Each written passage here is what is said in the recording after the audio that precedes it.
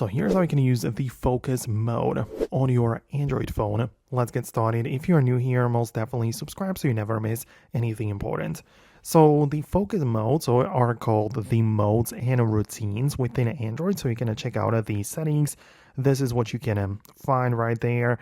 And there are different types of modes. For example, we have the exercise, work, driving, right, and so on. So you have to choose the category or the type you want to actually use. For example, I'm going to click on work, and now I get to customize the mode.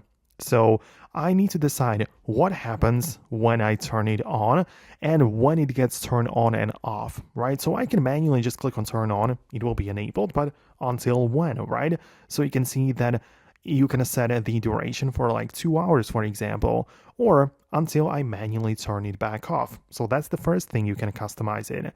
Then you can also decide that you don't have to click on turn on manually, but it just starts it automatically, right?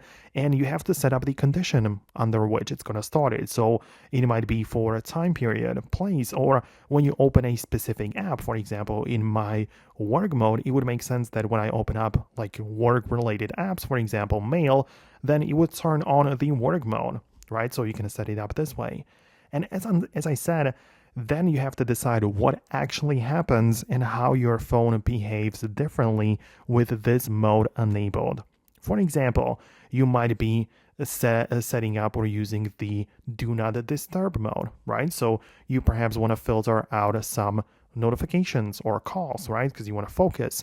Or you can set up some different actions. For example, enable the power saving mode or choose some different specific app action to be performed. So it really depends on what you need the focus mode to do.